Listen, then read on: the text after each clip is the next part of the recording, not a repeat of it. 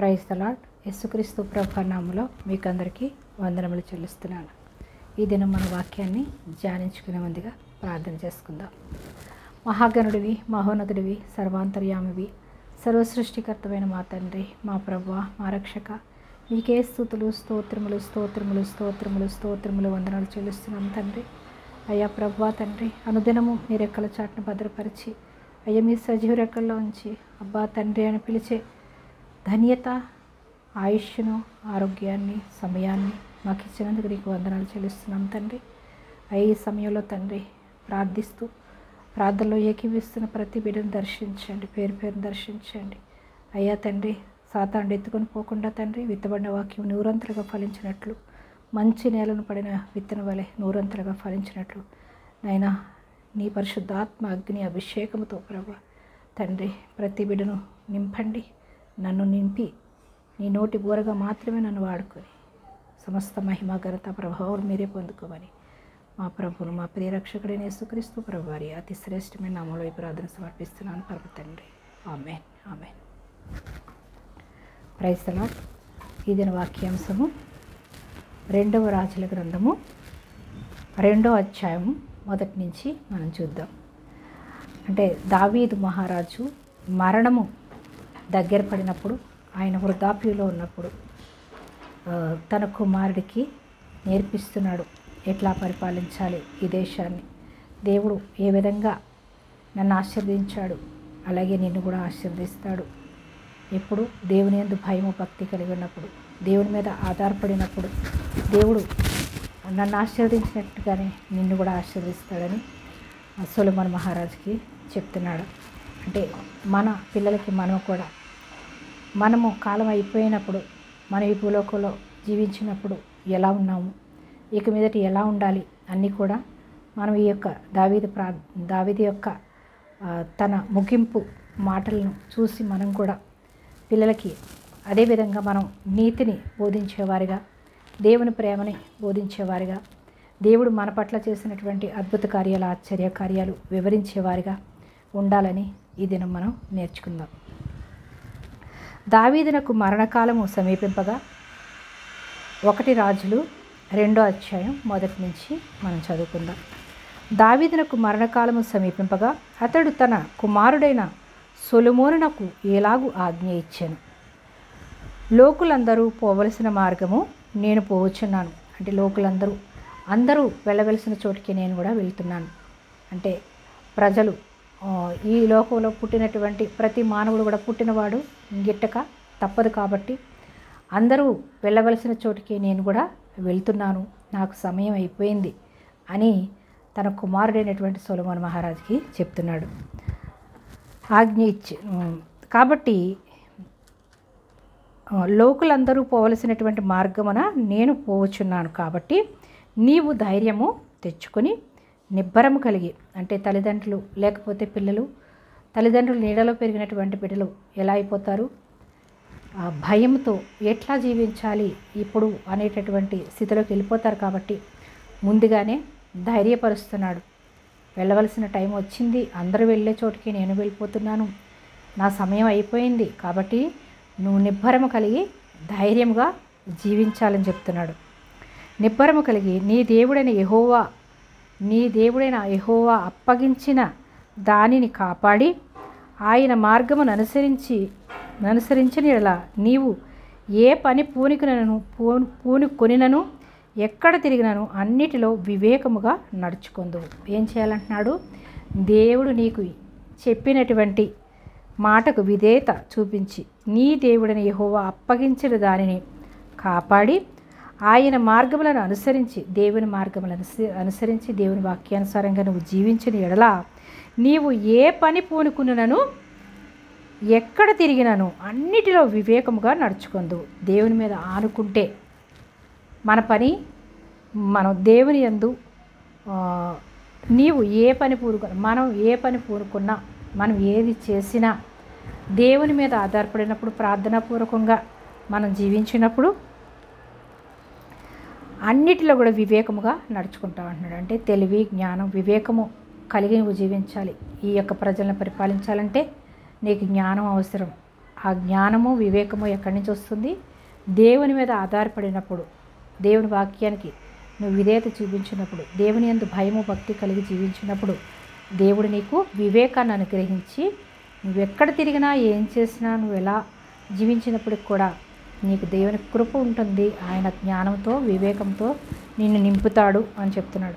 మోషే ధర్మశాస్త్రంలో వ్రాయబడి ఉన్న దేవుని కట్టడలను, మోషే ధర్మశాస్త్రంలో వ్రాయబడినటువంటి దేవుని కట్టడలు అనగా 10 ఆజ్ఞలు నిర్గమకాండం 20 అధ్యాయంలో మనం చూస్తాం. ఆ 10 ఆజ్ఞలను మీరకుండా నువ్వు పాటించాలి.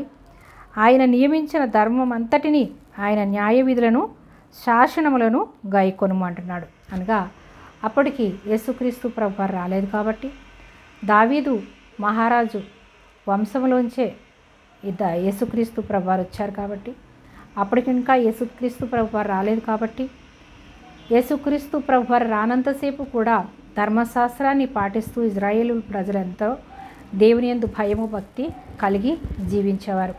అలాగే మోషే రాసినటువంటి ధర్మశాస్త్రాన్ని నువ్వు తప్పిపోవద్దు, 10 ఆజ్ఞలను పాటించాలి అని సొలొమోను మహారాజుకి దావీదు మహారాజు చెప్తున్నాడు.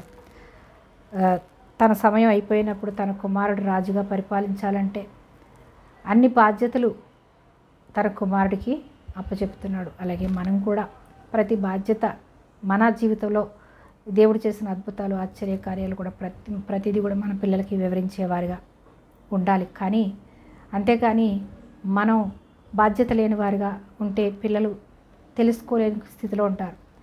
దేవుని యందు భయము భక్తి కలిగి ఉండడం బాలుడుగా ఉన్నప్పుడే మనం నేర్పించినప్పుడు దాని నుండి తొలగిపోడని దేవుని వాక్యం సెలవిస్తుంది.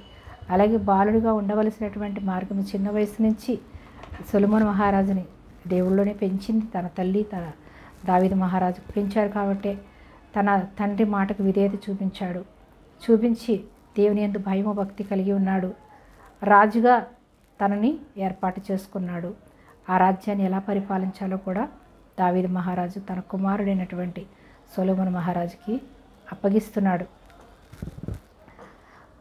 శాసనములను గైకొనుము, అప్పుడు నీ పిల్లలు తమ ప్రవర్తన విషయంలో జాగ్రత్తగా ఉంటారు. నువ్వు ఎప్పుడైతే దేవుని యందు భయం భక్తి కలిగి ఉంటావో, నీవు దేవుని యందు భయభక్తి కలిగి ఉంటేనే నీ పిల్లలు కూడా భయభక్తులు కలిగి ఉంటారంటున్నాడు. అంతే కదా, తల్లిదండ్రులు ఎప్పుడైతే మనం తల్లిదండ్రులు ఏ మార్గంలో నడిస్తే పిల్లలు కూడా అదే మార్గంలో నడుస్తారు.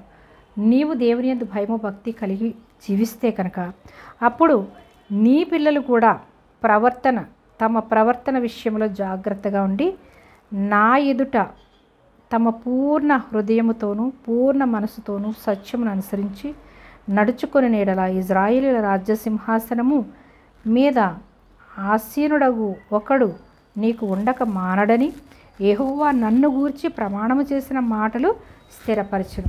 దావీదు మహారాజుకి వాగ్దానం చేశాడు, నీవు నా మాట విని నేను చెప్పిన మాటకి విధేయత చూపించిన ఎడల నీ రాజ్యం మీద, నీ రాజ్య సింహాసనం మీద ఒక రాజుగా ఎప్పుడు కూడా ఉండక మానడు, నీ తరతరాలు దావీదు వంశం నిలుస్తుందని నాకు ప్రమాణం చేశాడు. కాబట్టి నేను వెళ్ళిపోవలసిన టైము వచ్చింది కాబట్టి నేను నడిచినట్లుగానే నువ్వు దేవుని యందు భయము భక్తి కలిగి ఉంటే నీ పిల్లలు కూడా అలాగే దేవుని యందు భయము భక్తి కలిగి ఉంటారు. కాబట్టి అలా ఉన్నప్పుడే ఆ యొక్క దేవుడు మనకి ఇచ్చినటువంటి వాగ్దానం, నాకు ఇచ్చినటువంటి వాగ్దానం నెరవేరుస్తాడు. దావీదు సింహాసనం ఎప్పుడు కూడా స్థిరంగా నిలబడుతుందని నాకు వాగ్దానం చేశాడు. అది స్థిరపడాలి అంటే నువ్వు దేవుని యందు భయము భక్తి కలిగి ఉండాలి. ఉన్నప్పుడు నీ పిల్లలు కూడా అదే మార్గంలో నడుస్తారు అని చెప్తున్నాడు. అలాగే మనం ఇక్కడ చూస్తాము లూకా సువార్త 1:32-33 చూస్తాం.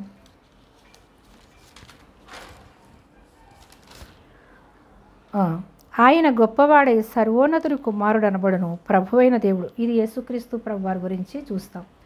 తర్వాత సొలొమోను మహారాజు తర్వాత తన కుమారులు తప్పిపోతారు. అయినప్పటికీ కూడా దావీదు మహారాజుకి వాగ్దానం చేశాడు కాబట్టి దావీదు వంశంలోంచే రాజులకు రాజుగా, ప్రభువులకు ప్రభువుగా, రక్షకుడుగా దావీదు వంశంలోంచే యేసుక్రీస్తు ప్రభువారు మరియ గర్భంలో ఉద్భవిస్తారు. అనగా యోసేపు దావీదుకు ప్రదానం చేసినటువంటి తన భర్త దావీదు వంశంలో పుట్టినటువంటి వాడు యోసేపు. ఆ వంశంలోనే యేసుక్రీస్తు ప్రభువారు వచ్చారు. ఈ వాగ్దానం ఇక్కడ నెరవేర్చబడి ఉన్నది. 32వ వచనం నుంచి మనం చూస్తున్నాం. ప్రభువైన దేవుడు ఆయన తండ్రి అయిన దావీదు సింహాసనమును ఆయనకిచ్చును. ఆయన యాకోబు వంశస్థులను యుగ యుగములు ఏలును. ఆయన రాజ్యమును అంతము లేనిదై ఉండునని ఆమెతో చెప్పాను.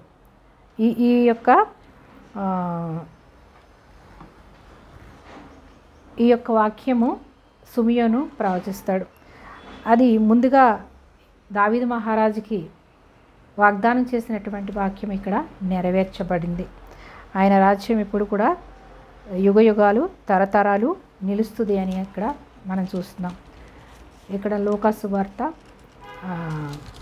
1వ అధ్యాయము 32-33లో. కాబట్టి దేవుడు వాగ్దానం చేసిన దేవుడు నమ్మదగిన వాడు కాబట్టి ఆయన చేసిన వాగ్దానం నిలుపుకుని యేసుక్రీస్తు ప్రభువారి ఈ లోకానికి దైవ కుమారుడుగా ఈ లోకానికి వచ్చి దావీదు సింహాసనాన్ని స్థిరపరిచి ఉన్నాడు. యుగ యుగాలు తరతరాలు కూడా ఆయన రాజ్యం నిలిచి ఉంటుంది, అనగా పరలోక రాజ్యమును గూర్చి. అయితే మనం 5వ వచనం చూద్దాం. అయితే సెరూయా కుమారుడైన యోవాబు నాకు చేసిన దానిని ఇజ్రాయేలు సేనాధిపతులకు నేరు కుమారుడైన అబ్నేరు, యెతెరు కుమారుడైన అమాసాయను వారిద్దరికీ అతడు చేసిన దానిని నీవెరుగుదువు. అతడు వారిని చంపి యుద్ధ సమయమందైనట్లుగా సమాధాన కాలమందు రక్తము చిందించి దానిని తన నడికట్టు మీదను తన పాదరక్షల మీదను పడజేసెను అంటున్నాడు. అంటే యోవాబు దావీదుకి వ్యతిరేకంగా, దావీదుకి ఎంతో నమ్మకంగా ఉంటాడు. యోవాబు తన దావీదు యొక్క అక్కకి సహోదరి కుమారుడే. ఎంతగానో మేనమామకి ఆ రాజ్య పరిపాలనలో యాజకుడిగా ఉండి ఎంతగానో సహాయపడతాడు. రాను రాను తను దావీదుకి విరుద్ధంగా చేసి ఉన్నాడు అని చెప్తున్నాడు. 1 రాజులు 2వ అధ్యాయం 5వ వచనంలో మనం చూస్తున్నాం.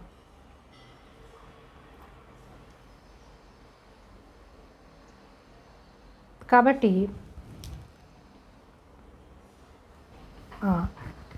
అలా చేసి ఉన్నాడు. 1 రాజులు 2వ అధ్యాయం 5వ వచనం. వారు చేసిన దానికి ఇజ్రాయేల్ సేనాధిపతులను నేరు కుమారుడైన అబ్నేరు, యెతెరు కుమారుడైన అమాసాయను వారిద్దరికీ అతడు చేసిన దానిని నీవెరుగుదువు. అతడు వారిని చంపి యుద్ధ సమయమందైనట్లుగా సమాధాన కాలమందు రక్తం చిందించి దానిని తన నడికట్టు మీదను తన పాదరక్షల మీదను పడజేసెను. కాబట్టి నీకు తోచినట్టు అతను చేయవచ్చును, కానీ అతని నెరసిన తల వెంట్రుకలను సమాధికి నెమ్మదిగా దిగనీయవద్దు అంటున్నాడు. అనగా యోవాబు తను చాలా కోపిష్టిగా ఉండి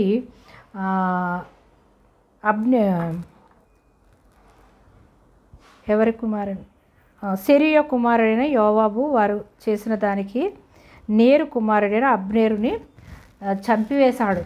అంటే దావీదుకు చెప్పకుండా వెళ్ళి చంపేస్తాడు. అప్పుడు దావీదు ఏమీ చేయకుండా విడిచిపెట్టేస్తాడు. నేను అలా చేశాను, అలా విడిచిపెట్టడం ద్వారా ఏమవుతుందంటే తర్వాత నీ రాజ్యానికి చాలా ప్రాబ్లం అవుతుంది, కాబట్టి అతన్ని మాత్రం నువ్వు జాగ్రత్తగా చూసుకో అని జాగ్రత్తలు చెప్తున్నాడు. అనగా అయితే అతను ఎలా అంటే చాలా కఠినంగా ఉన్నాడంట. అలాంటి కఠినస్తులు రాజ్యంలో ఉంటే కనుక నీకు చాలా ప్రాబ్లం అవుతుంది, కాబట్టి నువ్వు జాగ్రత్తగా చూసుకో అని తన గురించి చెప్పి ఉన్నాడు. అయితే 7వ వచనం చూద్దాం. నేను నీ సహోదరుడైన అబ్షాలోము ముందర నుండి పారిపోగా గిలాదీయుడైన బర్జిల్లయి కుమారులు నా సహాయమునకు వచ్చిరి. నీవు వారి మీద దయించి నీ బల్ల యొద్ద భోజనము చేయువారిలో వారిని చేర్చుము అంటున్నాడు. అనగా దావీదు రాజ్యం పరిపాలిస్తూ ఉండగానే మోసం చేసి తన రాజ్యాన్ని కాజేయాలని తను రాజుగా ప్రకటించుకుంటాడు అబ్షాలోం. ప్రకటించుకున్న తర్వాత దావీదు మహారాజుకి తెలుస్తుంది, నీ కుమారుడు రాజుగా అయిపోయాడు నీ మీద అని. అన్నప్పుడు దావీదుని అడవిలోకి తరిమి వేసి తన రాజుగా ఉండాలని అబ్షాలోము దావీదు మహారాజుని తరుముతాడు. తండ్రినే కుమారుడు. అప్పుడు ఏమైంది, ఆ అడవుల్లో వెళ్ళిపోతాడు దావీదు మహారాజు. కుమారుడు కన్న కుమారుడు కాబట్టి కుమారుని ఏం చేయలేక భయపడి కుమారుడికి భయపడి కాదు, కుమారుడి ఎడల ప్రేమ కలిగి కుమారుడి మీద ప్రేమతో తనే రాజ్యాన్ని విడిచి వెళ్ళిపోతాడు. వెళ్ళిపోయినప్పుడు బర్జిల్లయి అనేటటువంటి ఒక ధనవంతుడు ఉన్నాడు. ఒక ధనవంతుడు ఉన్నప్పుడు అక్కడ ఏం చేస్తాడంటే 2 సమూయేలు 17:27 చూద్దాం. 2 సమూయేలు 17:27-29. దావీదు మహనయీమునకు వచ్చినప్పుడు మహనయీముకి పారిపోతాడనమాట. దావీదు మహారాజు కుమారుడు తరుముతుంటే, అబ్షాలోము తరుముతుంటే కుమారుడు ఎడల ప్రేమతో పారిపోతాడు కానీ భయంతో కాదు. తను ఎంతోమందిని జయించినటువంటి వ్యక్తి దావీదు మహారాజు. సొలొమోను వేల కొలది, దావీదు సౌలు వేల కొలది, దావీదు 10,000 కొలది అని ఆ జనులు కీర్తనలు పాడినప్పుడు సౌలు అయినటువంటి రాజు దావీదు మీద అప్పటి నుంచి కక్ష కట్టి దావీదుని తరుముతూ ఉంటాడు. అంతగా జయించినటువంటి ఫిలిష్తీయుడైనటువంటి అక్కడ ప్రజలందరినీ కూడా జయిస్తాడు. అలాగే ఫిలిష్తీయుడైనటువంటి ఆయన పేరు ఫిలిష్తీయుడైనటువంటి వాడిని కూడా జయిస్తాడు. అక్కడ ఫిలిష్తీయుడైనటువంటి గొలియాతుని అక్కడ ఎవరు జయించలేని స్థితిలో ఉన్నప్పుడు గొలియాతుని జయించాడు. అలాంటి ధైర్యశాలి, అలాంటి అభిషేకం ఉన్నటువంటి దావీదు అలాంటి వాడు భయపడి పారిపోలేదు. కొడుకు మీద ప్రేమతో పారిపోయినప్పుడు అక్కడ ఉన్నటువంటి ధనవంతుడు మహారాజు తనతో ఉన్నటువంటి అనేక మంది దావీదు మహారాజుతో వెళ్ళినప్పుడు ఆ యొక్క అరణ్యంలో వాళ్ళకి ఆహారం లేకపోతే బర్జిల్లయి అనే అతను దావీదు మహారాజుకి ఆహారం, అక్కడున్న ప్రజలందరికీ కూడా ఆహారాన్ని పంపిస్తాడు. దావీదు మహనయీమునకు వచ్చినప్పుడు అమ్మోనీయుల రబ్బా పట్టణపు వాడైన నాహాషు కుమారుడగు షాలీయును లోదెబారు ఊరివాడగు అమ్మీయేలు కుమారుడైన మాకీరును రోగెలీము ఊరివాడును గిలాదీయుడునైన బర్జిల్లయియు అరణ్యమందు జనులు అలసిన వారే ఆకలిగొని అరణ్యంలో వాళ్ళు ఏం చేశారంట, పరుగులెట్టుకుంటూ ఉన్న పళంగా ఆ అడవిలోకి పారిపోయినప్పుడు వాళ్ళు ఏం చేశారు, అలసిపోయి వాళ్ళ ఆకలితో ఉన్నప్పుడు ఆకలిగొని దప్పిగొని ఉందురని తలంచి పరుపులను పాత్రలను వాళ్ళకి పడుకోవడానికి పరుపులు, పాత్రలు, కుండలు, గోధుమలు, యవలు, పిండి, వేచిన గోధుమలు, కాయధాన్యములు, చిక్కుడుకాయలు, వేలాలు, తేనె, వెన్న, గొర్రెలు, జున్ను ముద్దలు దావీదునకు అతని యొద్దనున్న జనులను భోజనం చేయుటకై తీసుకుని వచ్చి వాళ్ళకి ఇస్తాడు. వాళ్ళు అక్కడ ఉన్నంతకాలం కూడా తినడానికి అన్నీ కూడా సమృద్ధిగా దయచేస్తాడు. ఎవరు? బర్జిల్లయి అనేటటువంటి ధనవంతుడు. ఆ ఊరిలో మహనయీము పట్టణము పారిపోయినప్పుడు మహనయీములో ఉన్నటువంటి ఆ యొక్క ధనవంతుడు దావీదు మహారాజు మీద ప్రేమతో వాళ్ళు పాపం ఉన్న పలంగా వచ్చేసారని ఎంతో సహాయపడతాడు. వాళ్ళ గురించి కూడా ఇక్కడ చెప్తున్నాడు. అలాంటి వ్యక్తి నాకు సహాయం చేసినటువంటి వ్యక్తుల్ని మర్చిపోలేదు, కీడు చేసినటువంటి వారిని కూడా మర్చిపోలేదు. అలాగే కీడు చేసిన వారిని గురించి చెప్పకుండా ఉంటే రేపొద్దున రాజ్యంలో కీడు చేసి ఆ రాజ్యాన్ని కోల్పోయే పరిస్థితి వస్తుంది. కాబట్టి కీడు చేసిన వారి గురించి చెప్పాడు. వాళ్ళ గురించి నువ్వు జాగ్రత్తగా ఉండు అని బోధించి ఉన్నాడు. అలాగే బర్జిల్లయి ఎంతో నాకు సహాయపడ్డాడు. అలాంటి వారు ఆయన కుమారులు ఆయన్ని వచ్చి నాతో పాటు వచ్చి అన్నప్పుడు ఆ బర్జిల్లయి వృద్ధాప్యంలో ఉంటాడు. నాకు 80 సంవత్సరాలు వచ్చేసాయి, నేనేం సుఖం అనుభవిస్తాను, నేను దేవుని దగ్గరికి వెళ్ళిపోవడానికి నాకు దగ్గర పడింది, నేను రాను అని చెప్పి అవసరమైతే నా కుమారులకు నువ్వేమైనా సహాయం చేయని పంపించి ఉన్నాడు. కాబట్టి ఆ కుమారులు ఇక్కడే ఉన్నారు, వాళ్ళకి నువ్వు సహాయం చెయ్యి. సహాయం చేసిన వాళ్ళని మనం మర్చిపోకూడదు. అలాగే కీడు చేసిన వాళ్ళని కూడా నువ్వు వాళ్ళని విడిచిపెట్టవద్దు, వాళ్ళని కూడా జాగ్రత్తగా కనిపెట్టుకుని ఉండు అని కీడు చేసిన వాళ్ళ గురించి చెప్పాడు, మేలు చేసిన వాళ్ళ గురించి కూడా చెప్తున్నాడు. అలాగే మనము పిల్లలకి మన జీవితంలో జీవించినటువంటి పరిస్థితులన్నీ కూడా వాళ్ళకి వివరించి చెప్పినప్పుడు వాళ్ళు ఎలా జీవించాలో వాళ్ళు నేర్చుకుంటారు. రాజుకి మరి ముఖ్యం కాబట్టి సొలొమోను మహారాజు రాజ్యాన్ని పరిపాలించినప్పుడు ప్రజలందరి గురించి తెలుసుకోవాలి కాబట్టి సమస్తము కూడా తెలియచెప్పాడు దావీదు మహారాజు. సహాయం చేశాడు, నాకు వారికి సహాయం చెయ్యి అని 1 రాజులు 2:7 బర్జిల్లై గురించి చెప్తాడు. తర్వాత మరియు బెన్యామీనీయుడైన గెరా కుమారుడును బహూరీము ఊరివాడునైన షిమి నీ యొద్ద ఉన్నాడు. నేను మహనయీమునకు వెళ్ళుచుండగా, మహనయీముకు పారిపోతూ ఉన్నప్పుడు ఏం చేశాడు, ఆ అబ్షాలోము ఇంక రాజైపోయాడు కాబట్టి నువ్వు పారిపోతున్నావు కదా, ఈసారి మేము అబ్షాలోముతో మేము ఉంటాము అని చెప్పి అబ్షాలోము రాజుగా స్థిరపడతాడని నమ్మి ఉన్నాడు. కాబట్టి దావీదు రాజు పారిపోతుంటే దావీదు రాజుని నేను ఎంతగానో దావీదు మహారాజుని హేళన చేస్తాడు. నన్ను ఆ సమయంలో హేళన చేశాడు కాబట్టి తన మనసు అలానే ఉంటుంది కాబట్టి తన పట్ల కూడా నువ్వు జాగ్రత్తగా ఉండని చెప్తున్నాడు. షిమి నీ యొద్ద ఉన్నాడు. నేను మహనయీమునకు వెళుచుండగా అతడు నన్ను శపించెను. నన్ను ఎదుర్కొనటకై అతడు యొర్దాను నది యొద్దకు దిగిరాగా యెహోవా తోడు కత్తి చేత నన్ను చంపనని ప్రమాణం చేసేది, నిన్ను చంపనని ప్రమాణం చేసేదని అంటున్నాడు.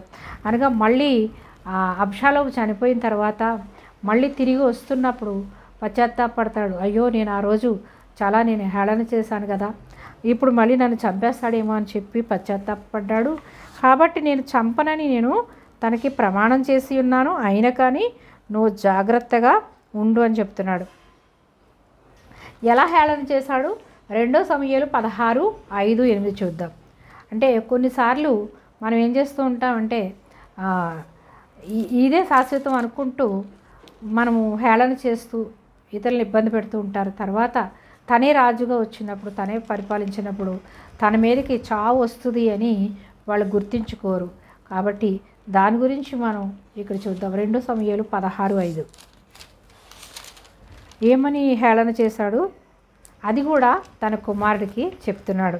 అంటే నేను పోతాను, ఓకే, రేపొద్దున నిన్ను కూడా నువ్వు రాజ్యం పరిపాలించేటప్పుడు నిన్ను కూడా అలాంటి హేళన చేసి నిన్ను ఏ విషయంలో ఉన్నా చిక్కించి నిన్ను రాజ్యాన్ని తొలగించే పరిస్థితి రప్పిస్తాడు. కాబట్టి నువ్వు అలాంటి వాళ్ళ కోసం కూడా జాగ్రత్తగా ఉండని చెప్తున్నాడు.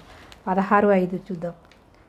2 సమూయేలు 16:5 రాజైన దావీదు బహూరీము దాపునకు వచ్చినప్పుడు సౌలు కుటుంబీకుడు అగు గెరా కుమారుడైన, అంటే సౌలు కుటుంబీకుడైన ఆ సౌలు అప్పటి వరకు రాజుగా ఉన్నాడు. తర్వాత దావీదు మహారాజు రాజు అయ్యాడు. దావీదు మహారాజుకు మారుగా రాజు అవ్వాలని అబ్షాలోము తప్పుదారిలో తండ్రినే రాజుగా ఉండగానే తన పట్టాభిషేకాన్ని చేయించుకుంటాడు మోసం చేసి.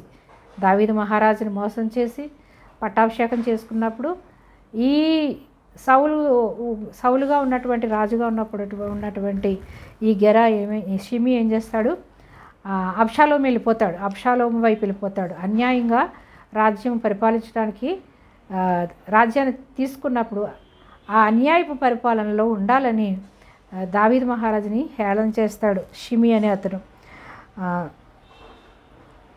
రాజైన దావీదు బహూరీము దాపునకు వచ్చినప్పుడు సౌలు కుటుంబీకుడగు గెరా కుమారుడైన షిమి అను ఒకడు అచ్చట నుండి బయలుదేరి వచ్చాను. అతడు వెంట నడుచుచు దావీదును శపించుచు, దావీదు వెనకాల నడుస్తూ ఏం చేస్తున్నాడంటే దావీదుని శపిస్తున్నాడంట.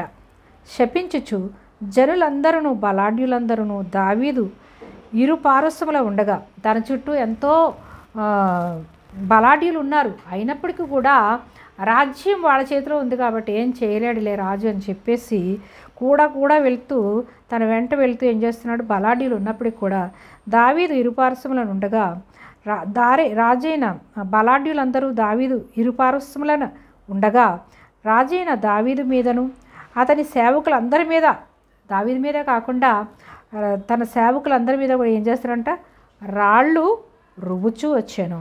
ఈ షిమి నరహంతకుడుగా దుర్మార్గుడా ఈ షిమి ఏమంటున్నాడు, నరహంతకుడా, దుర్మార్గుడా, చీచీ ఏమంటున్నాడు, సౌలుని అక్కడ ఉన్నటువంటి బలాఢ్యులందరినీ కూడా నరహంతకుడా, దుర్మార్గుడా, చీచీ పో అంటున్నాడు. చీ పో నీ వేల వలెనని నీవు వెళ్ళగొట్టిన సౌలు ఇంటివారి హత్యను యెహోవా నీ మీదకి రప్పించి యెహోవా నీ కుమారుడైన అబ్షాలోము చేతికి రాజ్యమును అప్పగించి ఉన్నాడు. నీవు నరహంతకుడవు గనుకనే నీ మోసములో నీవు చిక్కుబడి ఉన్నావని చెప్పి రాజుని శపించాడు. తీర్పు తీరుస్తున్నాడు ఇక్కడ. నువ్వు నరహంతకుడివి, అందుకే నువ్వు ఈ రాజ్యాన్ని కోల్పోయావు, నీ కుమారుడే నీ రాజ్యాన్ని తీసుకున్నాడు, చీచీ పో అని నువ్వు నరహంతకుడివి అని తనను ఎంతగానో హేళన చేసి తీర్పు తీర్చేస్తున్నాడు. అలాంటి వ్యక్తి ఇక షిమి. కాబట్టి షిమి విషయంలో కూడా నువ్వు జాగ్రత్తగా ఉండు. అతను నన్ను చాలా అవమానపరిచాడు, అయినప్పుడు కూడా నేను విడిచిపెట్టాను అంటున్నాడు. ఎలా క్షమించాడు అనేది మనం చూద్దాం.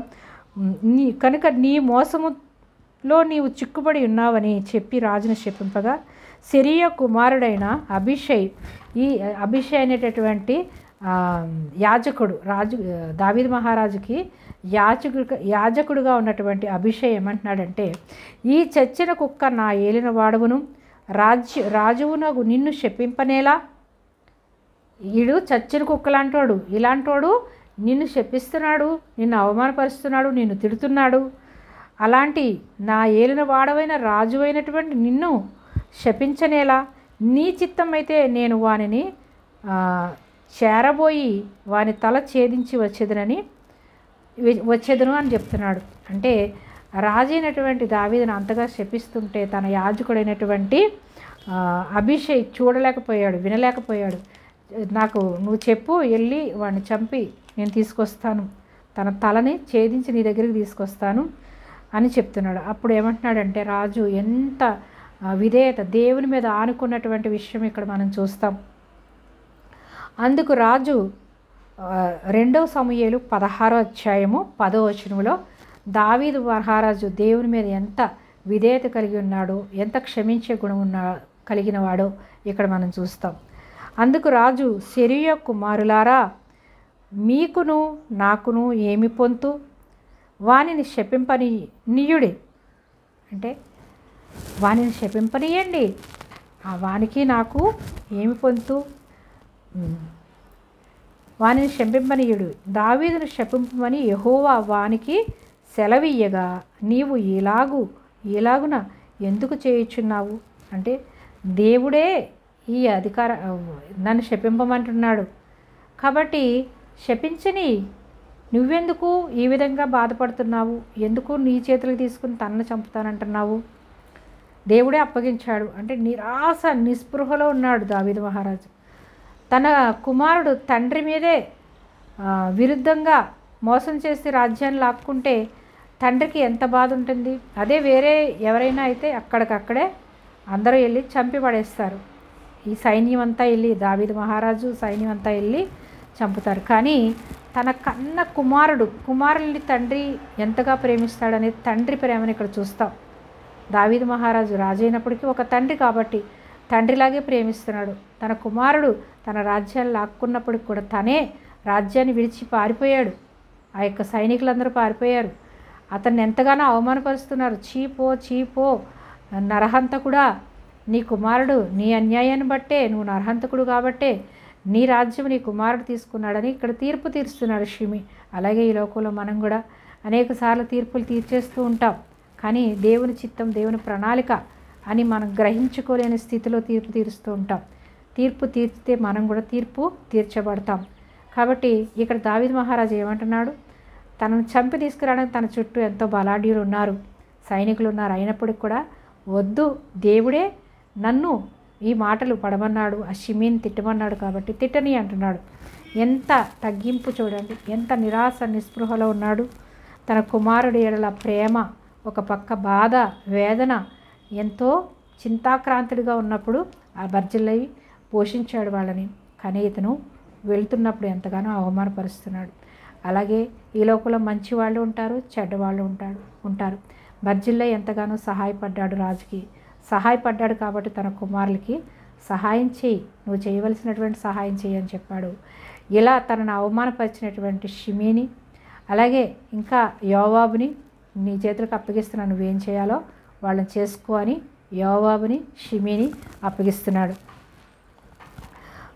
దావీదును శపింపుమని యెహోవాయే వానికి సెలవిచ్చాడు. చూసారా, కొన్నిసార్లు మనకు కష్టాలు వచ్చినప్పుడు తండ్రి నాకెందుకు ఈ కష్టాలు అంటాం. యెహోవాయే ఇచ్చాడు, నేను ఈ సమయంలో మాటలు పడాలని ఉంది కాబట్టి నేను పడుతున్నాను, అంతేకాని నువ్వెందుకు బాధపడతావు, నువ్వెందుకు నీ చేతులకు ఎందుకు తీసుకుంటావు. దేవుడు నన్ను తిట్టమని ఆ షిమ్మీని ప్రేరేపించితే తప్ప ఏమి చేయలేడు, నన్ను తిట్టలేడు. అలాగే నా కుమారుడికి ఆ యొక్క రాజుగా ప్రేరేపణ లేకపోతే నాకు మారుగా రాజు కాలేడు. కాబట్టి దేవునికే ఇద్దాం, దేవుడే తగిన సమయంలో తీర్పు తీరుస్తాడు అని ఎంత తగ్గింపు స్వభావంతో ఆ యొక్క అభిషేక్ చెప్తున్నాడు. నీవు ఇలాగ ఎందుకు చేయుచున్నావని ఆక్షేపణ చేయగలవాడెవడను. దావీదును శపింపుమని యెహోవా వానికి సెలవీయగా నీవు ఇలాగ ఎందుకు చేయుచున్నావని ఆక్షేపణ చేయగలవాడు ఎందుకు చేయుచున్నావని అడిగి తర్వాత ఏమంటున్నాడు, ఆక్షేపణ చేయగలవాడెవడని చెప్పి దేవుడు చేయకపోతే నన్ను ఎవరైనా ఆక్షేపణ చేయగలరా, నువ్వెందుకు ఇలా బాధపడుతున్నావు అని చెప్పి అభిషేక్తోనూ తన సేవకులందరితోనూ పలికినది ఏమనగా, నా కడుపున పుట్టిన, ఎంత బాధ ఇక్కడ చూస్తాం, తన తండ్రికి మారుగా ఎదురుదెబ్బ కొట్టి తప్పించి మారుగా రాజయ్యి తన ప్రేమతో తన కుమారుని రాజు చేయాలి, కానీ రాజ్యాన్ని తన చేతులకు తీసుకొని తనకి మారుగా రాజయ్యి తండ్రినే తనువుతాడు. తండ్రిని ఎంతో అవమానపరిచే విధంగా అబ్షాలం చేశాడు. కాబట్టి ఇతను అనడానికి ఎవరు, షిమీని అనడానికి ఎవరు, దేవుడు వాడికి ఈ సమయం ఇచ్చాడు కాబట్టి నేను పడుతున్నాను, కానీ నా కడుపున పుట్టిన నా కుమారుడే నా ప్రాణము తీయిచుండగా ఈ బెన్యామీనీయుడు ఈ ప్రకారం చేయట ఏమి ఆశ్చర్యము. అంతే కదా, మన కడుపున పుట్టిన పిల్లలే మనకు అన్యాయం చేస్తుంటే బయట వాళ్ళు హేళన చేస్తారు, అవమానపరుస్తారు. వీడు ఏపాటివాడు, బెన్యామీనీయుడైనటువంటి బెన్యామీనీయుడు ఈ ప్రకారము చేయుట ఏమి ఆశ్చర్యము. ఈ షిమీ బెన్యామీనీయుడు ఇలా చేయడం ఎందుకు ఆశ్చర్యపడాలి, నా కన్న కొడుకే నన్ను తరుముతున్నాడు కదా, నాకు మారుగా నాకు విరుద్ధంగా రాజయ్యి ఈ స్థితి నాకు రప్పించాడు కదా, నా కుమారుడే నా ప్రాణము తీయుచున్నాడు. అంతే, చివరికి ఏం చేస్తున్నాడు, నా ప్రాణాన్ని కూడా తీయాలనుకుంటున్నాడు, నా రాజ్యాన్ని తీసేసుకున్నాడు, నన్ను నా ప్రాణాన్ని తీయాలనుకుంటున్నాడు. అలాంటప్పుడు ఈ బెన్యామీనుడు ఏపాటివాడు నన్ను తిట్టడంలో. అదే కదా అదే అంటారు, ఇంట్లో వాళ్ళు బాగుంటే బయట వాళ్ళు అనుమానం పని లేదు అని ఒక సామెత ఉంటుంది, లోక సామెత. మన ఇంట్లో వాళ్ళు ఎప్పుడైతే మనల్ని గౌరవిస్తారో, మన ఇంట్లో వాళ్ళు ఎప్పుడైతే మనల్ని ప్రేమిస్తారో అప్పుడే మన ఇతరులు కూడా మనల్ని ప్రేమిస్తారు. ఎప్పుడైతే కన్న కుమారుడే తన తండ్రిని చంపాలనుకుంటున్నాడు, రాజ్యాన్ని లాక్కున్నాడు, ఊరి నుంచి తరిమి కొడుతున్నాడు, అలాంటప్పుడు ఇతరులు ఈ బెన్యామీనుడు అనేటువంటి షిమీ ఏపాటివాడు అనడంలో సరే అనని, నా కొడుకే నాకు విధేయత చూపించకుండా ఉన్నాడు అని అక్కడ నేర్పిస్తున్నాడు ప్రజలకి అని. అక్కడ మనము కుమారుడి ఏడల ప్రేమ, అలాగే బాధ, వేదన ఇక్కడ మనం దావీదు మాటల్లో మనం చూస్తాం. నా జోలికి మానుడి, యెహోవా వానికి సెలవిచ్చి ఉన్నాడు గనుక వానిని శపింపనీయుడి. యెహోవాయే వాడికి సెలవిచ్చాడు నన్ను తిట్టమని, కాబట్టి కనుక వానిని శపింపనీయుడి. యెహోవా నా శ్రమలను కనిపెట్టునేమో, వాడు పలికిన శాసనమును బదులుగా యెహోవా నాకు మేలు చేయునేమో. అంతటా దావీదును అతని వారును మార్గమున వెళ్ళిపోయారు. నాకు మేలు చేస్తాడేమో దేవుడు, నాకు సమయం ఏమంటున్నాడు, యెహోవా నా శ్రమను లక్ష్యపెట్టునేమో, వాడు పలికిన శాసనములు బదులుగా యెహోవా నాకు మేలు చేయునేమో. అంతటా దావీదును అతని మార్గమున వారును తన మార్గమే వెళ్ళిపోయారు. దేవుడికి ఇద్దాం, దేవుడు నాకు తగిన సమయంలో నాకు మళ్ళీ ప్రతిఫలం ఇస్తాడు కాబట్టి తీర్పు నీ చేతిలోకి తీసుకోకు. ఈ సమయమున నా కుమారుడే నన్ను ఇంత అవమానపరిచి ఉన్నాడు. ఈ బెన్యామీనుడు అవమానపరిస్తే నేనెందుకు బాధపడాలి? ఈ దేవుడే నన్ను తిట్టమంటున్నట్టున్నాడు, తిట్టని, కానీ తగిన సమయంలో దేవుడు నాకు సహాయం చేస్తాడని దేవుడి మీద ఆనుకున్నాడు. యెహోవా నా శ్రమను లక్ష్యపెట్టునేమో, వాడు పలికిన శాస్త్రమును బదులుగా యెహోవా నాకు మేలు చేయునేమో. అందుకే మనం కీడు వచ్చిన మేలు మనకు వస్తుందని మనం గ్రహించాలి.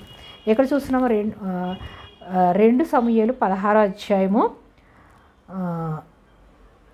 12వ వచనం. యెహోవా నా శ్రమను లక్ష్యపెట్టునేమో, వాడు పలికిన శాసనమునకు బదులుగా యెహోవా నాకు మేలు చేయునేమో. అంతటా దావీదు అతని వారును మార్గంలో వెళ్ళిపోయారు. అది చెప్పి ఆ మార్గాన్న వెళ్ళిపోయారు, అరణ్యంలోనికి వెళ్ళిపోయారు దాక్కొనడానికి. ఆ దాక్కున్నప్పుడు బర్జిల్లై వాళ్ళని పోషించాడు. ఆహారము ధాన్యములు అన్ని సమృద్ధిగా వాళ్ళు ఉన్నంతకాలం అక్కడ భోంచేసి వాళ్ళు బ్రతికి ఉండడానికి సమస్తము కూడా, వాళ్ళు పడుకునడానికి, వాళ్ళు ఉండడానికి అన్నీ కూడా సమకూర్చాడు. అంత ధనవంతుడు, అంత ధనవంతుడైనటువంటి బర్జిల్లై తగ్గించుకుని సహాయం చేశాడు. కానీ ఈ షిమ్మి ఏం చేశాడు? అవమానపరిచాడు, హేళన చేశాడు, మీదికి వెళ్ళాడు. అయినప్పుడు కూడా తనని క్షమించాడు. కానీ మనసులో పెట్టుకుని తన కుమారుడికి చెప్తున్నాడు, షిమ్మి ఆ సమయంలో నన్ను ఇంతగా అవమానపరిచాడు, అబ్షాలోము నన్ను తరిమి కొట్టినప్పుడు, అలాగే యోవాబు నా మాట వినకుండా కొందరిని చంపాడు. కాబట్టి వాళ్ళని గుర్తుపెట్టుకో. రాజుకి ఎప్పుడు కూడా విధేయత చూపించాలి, కానీ రాజు మాట వినకుండా చాటుగా వెళ్ళి చంపేస్తాడు. తన కోపంతో కఠినత్వంతో ఉండి తన కోపాన్ని చూపించుకుంటాడు. రాజా ఆజ్ఞ లేకుండా వెళ్ళి చంపుతాడు.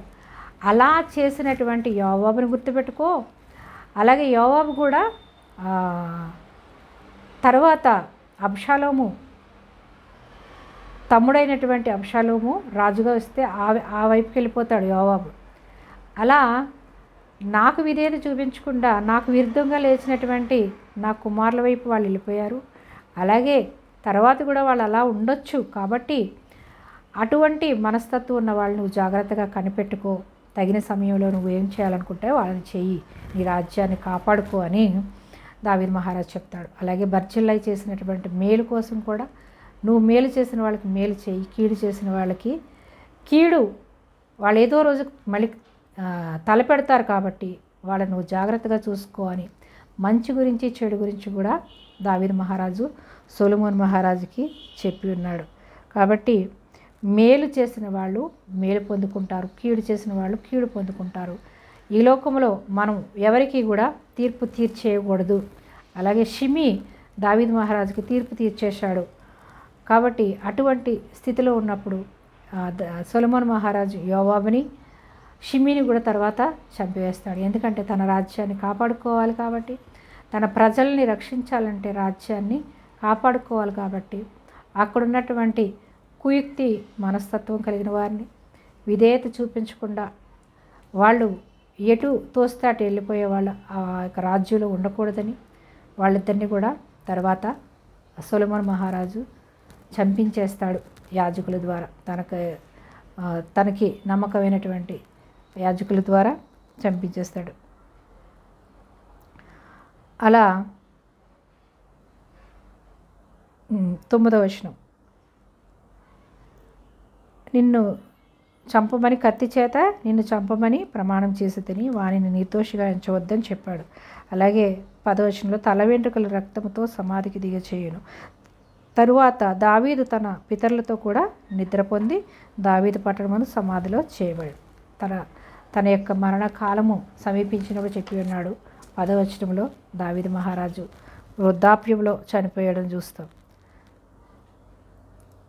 నెరసిన వెంట్రుకలు రక్తముతో సమాధికి దిగచేయను. తరువాత దావీదు తన పితరులతో కూడా నిద్ర పొంది దావీదు పట్టణమును సమాధి చేయబడెను. తన మంచి వృద్ధాప్యంలో దావీదు మహారాజు చనిపోతాడు.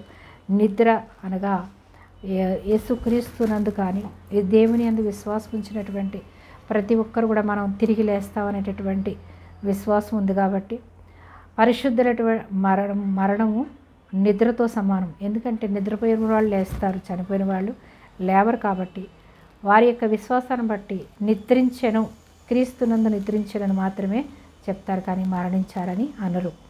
అందుకని అలాగే దావీదు మహారాజు కూడా మంచి వృద్ధాప్యమందు తన కుమారుడు ఏ విధంగా పరిపాలించాలో, ఆ రాజ్యంలో కీడు చేసేవాళ్ళు ఉన్నారు, మేలు చేసేవాళ్ళు ఉన్నారు. మేలు చేసిన వాళ్ళకి మేలు చేయి, కీడు చేసిన వాళ్ళను కనిపెట్టి తగిన సమయంలో వాళ్ళకి తగినటువంటి శిక్ష వెయ్యాయి అని దావీదు మహారాజు చెప్పాడు.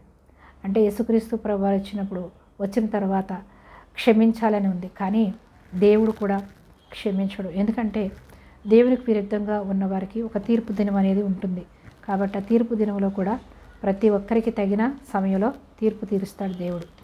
నీతివంతులకి పరలోక రాజ్యము, భక్తిహీనులకు నరకము కూడా దేవుడు ముందుగానే సిద్ధపరిచి ఉన్నాడు. కాబట్టి తీర్పు మనము చేతులకి మాత్రం తీసుకోకూడదు, దేవుని చేతులకు అప్పగించాలి. కీడు చేసిన వాళ్ళని, మేలు చేసిన వాళ్ళని దావీదు మహారాజు గుర్తించుకున్నట్లుగానే అలాగే దేవుడు కూడా చూస్తాడు. కీడుకి ప్రతిగా తీర్పు తీరుస్తాడు, మేలుకు ప్రతిగా తీర్పు తీరుస్తాడు. అనగా ఈ లోకంలో మేలు కీడుల గురించి కాదు, దేవుని యందు భయము భక్తి కలిగి దేవుడు చెప్పిన మాటకు విధేయత చూపించి సర్వశక్తిమంతుడైనటువంటి దేవుడు మనల్ని పుట్టించినటువంటి దేవుడిని మరచి దేవుని వాక్యాన్ని విడిచి మన స్వనీతిని ఆధారం చేసుకుని దేవునికి విధేయత చూపించకుండా ఇష్టానుసారంగా మనం జీవించి దేవుని ఉగ్రతకు చోటిస్తే గనక దేవుని తీర్పులో మనం కూడా ఉంటాం. కాబట్టి దేవుని తీర్పులో మనం నిలవబడకుండా ఉండాలి అంటే ఈ లోకంలో మనము సర్వసృష్టికర్త ఎవరు అని గ్రహించి దేవుని యందు భయము భక్తి కలిగి దేవుని తీర్పులో మనం నిలవబడకుండా దేవుని రాజ్యంలో ఉండాలని ఈ భూలోకంలో మనలో ప్రాణం ఉండగానే మనం గ్రహించుకుని యేసుక్రీస్తునందు విశ్వాసం ఉంచి మారుమనసు పొంది రక్షణ పొందుకుంటే దేవుని రాజ్యంలో ఉంటాం. దావీదు కాలంలో వాళ్ళందరూ కూడా విశ్రాంతి స్థలంలో ఉన్నారు. యేసుక్రీస్తు ప్రభువారు శిలువలో మరణించిన తర్వాత 3 దినాలు ఆ యొక్క సమాధిలో ఉండి పాతాళానికి వెళ్ళి పరిశుద్ధులందరినీ కూడా సువార్త ప్రకటించి పరలోకానికి తీసుకుని వచ్చారు యేసుక్రీస్తు ప్రభువారు. ఇప్పుడు మనము మరణించిన క్రీస్తునందు నిద్రించిన మనం అందరం కూడా దేవునితో పాటు ఉంటాం. అప్పుడు పాతాళంలో ఉన్నారు వాళ్ళు, ఇప్పుడు మనం పాతాళంలో ఉండకుండా పరిశుద్ధ స్థలంలో ఉంచుతాడు. దేవుని తీర్పులో అందరూ కూడా దేవునితో పాటు ఉంటాము. కాబట్టి అటువంటి నిరీక్షణ కలిగి మనం జీవించాలి. కానీ ఈ లోకంలో తీర్పు తీర్చేవారుగా, ఎటు పడితే అటు వెళ్ళిపోయేవాళ్ళుగా, షిమీలాగా అలాగే యోవాబులాగా వెళ్ళిపోకుండా బర్జిల్లయి అలాగే కష్టంలో ఉన్నప్పుడు సహాయపడి ఎంతో నమ్మకంగా వాళ్ళందరినీ పోషించాడు. అలాగే తన మంచితనాన్ని గుర్తించి తన కుమారులకి తగిన సమయంలో సహాయం చేయమని దావీదు మహారాజు సొలొమోనుకు చెప్పాడు. అలాగే మనం మంచి చేస్తే అలాగే దేవుడు కూడా మనల్ని గుర్తుపెట్టుకుని మన నీతి రాజ్యంలో దేవుని రాజ్యంలో మనల్ని అందరినీ కూడా ఉంచుతాడు. కాబట్టి మనం ఈ లోకంలో ఉన్నప్పుడే నీతి న్యాయం యథార్థత కలిగి జీవించాలి, దేవుని యందు భయము భక్తి కలిగి జీవించాలి. అంతేగాని ఇతరులకు మనం తీర్పు తీర్చేవారుగా, అవమానపరిచేవారుగా, హేళన పరిచేవారుగా మనం ఉండకూడదు. దావీదు మహారాజు ఏమన్నాడు? దేవుడు అవకాశం ఇచ్చాడు, నన్ను తిట్టమన్నాడు కాబట్టి తిడుతున్నాడు. కానీ ఆ బెన్యామీనుడు, షిమీ అయినటువంటి బెన్యామీనుడు ఏ పాటివాడు నన్ను తిట్టడానికి? దేవుడు అవకాశం ఇవ్వకపోతే ఆ బెన్యామీనుడు నన్ను తిట్టలేడు. అలాగే నా కుమారుడు నన్ను తరిమి కొట్టకపోతే నేను తరిమివేయబడను. నా కుమారుడే, కన్న కుమారుడే నన్ను హేళన చేసినప్పుడు ఇతరులు హేళన చేయడంలో తప్పే ఉంది, ఆశ్చర్యపడవలసిన అవసరం ఏముంది అంటాడు. అలాగే మన కుటుంబీకులు, మన పిల్లలు మనల్ని అవమానపరిచినప్పుడు మన ఇతరులు అవమానపరచడంలో ఆశ్చర్యపోవాల్సిన అవసరం లేదు. కాబట్టి కొన్నిసార్లు మన పిల్లల్నే సాతాను ప్రేరేపించి తల్లిదండ్రులని ప్రేమను గుర్తించలేని స్థితిలో, అంధత్వంలో ఉంచివేసి బాధపరుస్తాడు. అయినప్పటికీ ఆ యొక్క స్థితిలోనే దేవుడు ఉంచడు. మళ్ళీ తగిన సమయంలో మనం ఎప్పుడైతే దేవుని మీద ఆనుకుంటామో, దావీదు మహారాజు ఏమన్నాడు? యెహోవా నాకు సహాయం చేస్తాడు, నాకు కీడుకు బదులుగా మేలు చేస్తాడు అని నేను విశ్వాసం ఉంచుతున్నాను అంటాడు. అలాగే మనకి కీడు జరిగినప్పటికి కూడా మనకి మేలు చేసే దేవుడు ఉన్నాడని దేవుని వైపే మనం నిరీక్షణ కలిగి ఉన్నప్పుడు ఆ కీడు నుంచి విడిపించి మేలు చేసి మనల్ని సమృద్ధి అయిన దీవెలతో ఆశీర్వాదాలతో నింపుతాడు. అలాగే మన నీతి యథార్థతలకు తగిన గుణంగా మనల్ని దేవుని రాజ్యంలో ఆయనతో పాటు ఉండే ధన్యత మనకు కలిగజేస్తాడు. కాబట్టి మనము దేవుని యందు భయము భక్తి కలిగి జీవించాలి. కానీ ఈ లోకంలో ఉన్న పరిస్థితులను బట్టి ఎటు పడితే అటు తొలగిపోయేవారిగా మనం ఉండకుండా దేవుని చిత్తానికి లోబడి మనం విధేయత కలిగి జీవిస్తే తగిన సమయంలో మనల్ని కూడా హెచ్చిస్తాడని ఈ యొక్క 2 సమూయేలు 1 రాజులు 2వ అధ్యాయాన్ని బట్టి మనం నేర్చుకున్నాం. దావీదు తన కుమారుడికి నేర్పించినటువంటి మాటలు మనం తెలుసుకున్నాం. కాబట్టి మీరు 1 రాజులు 2వ అధ్యాయాన్ని మీరు చదివితే ఇంకా బాగా మీకు పూర్తిగా అర్థమవుతుంది. మీరు చదివి దేవుని దీవెనలు పొందుకోండి. విని విడిచిపెట్టేవారుగా ఉండకుండా విన్న వాక్యాన్ని మీ స్నేహితులకు సహోదరులకు షేర్ చేసి దేవుని దీవెనల ఆశీర్వాదాలు మీరు పొందుకోవాలని మనస్ఫూర్తిగా వేడుకుంటున్నాను. మరొక వాక్యాంశంతో మళ్ళీ కలుసుకునేంతవరకు తండ్రి అయినటువంటి దేవుని ప్రేమ, కుమారుడైనటువంటి యేసుక్రీస్తు ప్రభువారి కృప, పరిశుద్ధాత్మ దేవుని అన్యోన్య సహవాసము ఇప్పుడు ఎల్లప్పుడూ సకల పరిశుద్ధులతో మనతో నిత్యము తోడై ఉండునుగాక. ఆమేన్. ఆమేన్. Praise the lord. దేవుని కృప మీకు అందరికీ తోడై ఉండునుగాక.